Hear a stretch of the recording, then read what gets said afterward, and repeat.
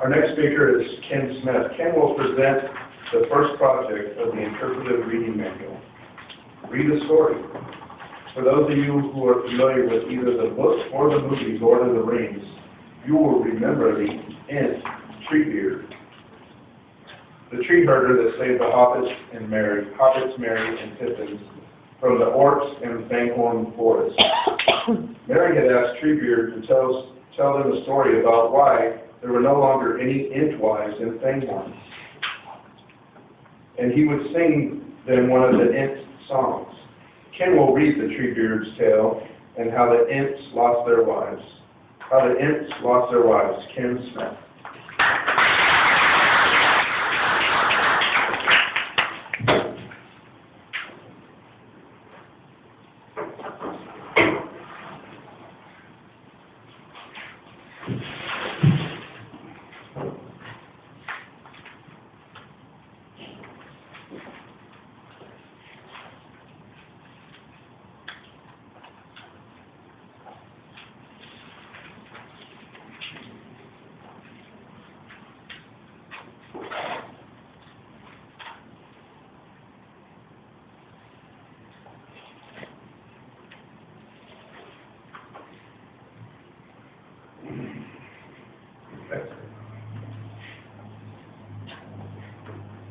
Thank you, Mr. Toastmaster, fellow Toastmasters, and most welcome guests. These hobbits are resilient creatures, are they not? The Ent story is a rather strange and sad story.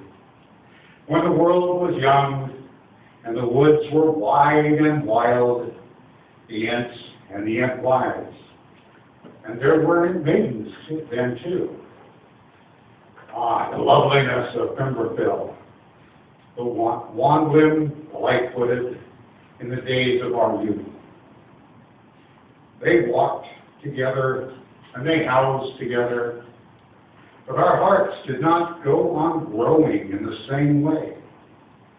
The Ents gave their love to the things that they had met in the world, and the Entwives gave their thought to other things. For the Ents loved the great trees and the wild woods and the slopes of the high hills. And they drank of the mountain streams and ate only such fruit as the trees let fall in their path. And they learned of the elves and spoke with the trees. But the Entwives gave their minds to the lesser trees, and to the meads in the sunshine beyond the peak of the forests.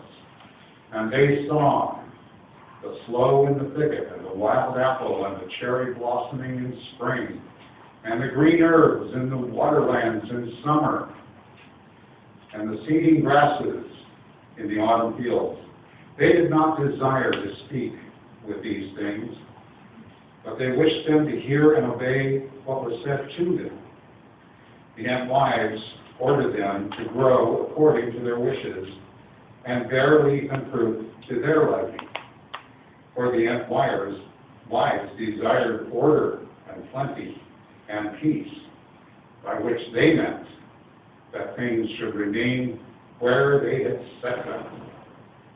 So the Entwives made gardens to live in, but we Ents went on wandering, and we only came to the gardens now and again.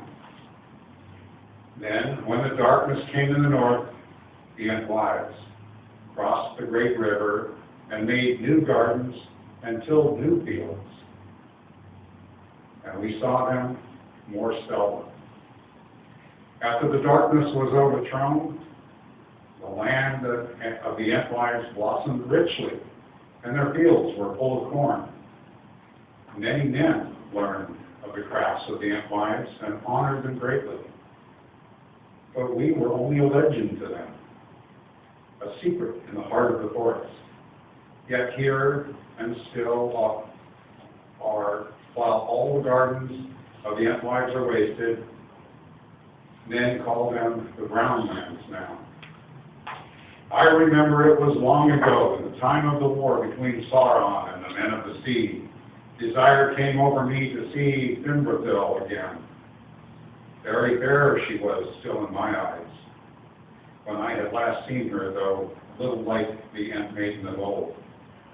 For the Ent wives were bent and browned by their labor, and their hair parched by the sun to the hue of the ripe corn, and their cheeks like red apples. Yet their eyes were still the eyes of our own people. We crossed over onto them and came to their land, but we found a desert. It was all burned and uprooted, for war had passed over it. But the Ent wives were not there. Long we called and long we searched, and we asked all folk that we met which way the Ent wives had gone. Some said they had never seen them, and some said that they had seen them walking away west, and some said east, and others south. But nowhere that we went could we find them. Our sorrow was very great. Yet the wild wood called, and we returned to it. For many years, we used to go out every now and again and look for the Ent wives, walking far and wide and calling them by their beautiful names. But as time passed, we went more seldom and wandered less far. And now the Ent wives are only a memory for us, and our beards are long and gray. The elves made many songs concerning the search for the Ents, and some of the songs passed into our tongues of men. But we made no songs about it, because content to chant their beautiful names when we thought of the Ent wives, we believe that we may meet again in a time to come, and perhaps we shall find somewhere a land where we can live together and both be content. But it is foreboded that that will only be when we have both lost all that we have now. And it may well be that the time is drawing near at last. For if Sauron of old destroyed the gardens, the enemy today seemed likely to wither all the woods. There was an elvish song that spoke of this, or at least so I understand it. It used to be sung up and down the great river. It was never an Entish song, mark you. It would have been a very long song in Entish. But we know it by heart and hum it now and again. This is how it runs in your tongue. When spring unfolds the beechen leaf and sap is on the bough, when light is on the wildwood stream and wind is on the brow, when stride is long and breath is deep and keen the mountain air, come back to me, and say my land is fair. The Ent wives then sing. When springs come and garth and field, and corn is in the blade, when blossom like the shiny snow is on the orchard blade, when shower and sun upon the earth with fragrance fill the air, I'll linger here and will not come, because my land is fair.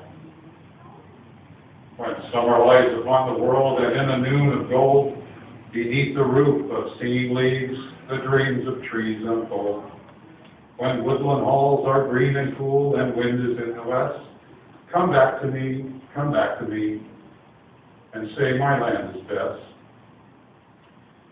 When summer warms the hanging fruit and burns the berry brown, when straw is gold and ear is white and harvest comes to town, when honey spills and apple swells, though wind be in the west, I'll linger here beneath the sun, because my land is best. When winter comes, the winter wild that hill and wood shall slay, when trees shall fall and starless night devour the sunless day, when wind is in the deadly east, and then in the bitter rain, I'll look for thee and call to thee, I'll come to thee again. When winter comes and singing ends, when darkness falls at last, and broken is the barren bough, and light and labor past, I'll look for thee and wait for thee until we meet again. Together we will take the road beneath the bitter rain. And then they both sing together. Together we will take the road that leads into the west, and far away we'll find the land where both our hearts may rest. Treebeard says this is how it goes. It is elvish, of course, light-hearted, quick-worded, and soon over. I dare say it is fair enough, but the Ents could say more on their side if they had time. But now I am going to stand up and take a little sleep.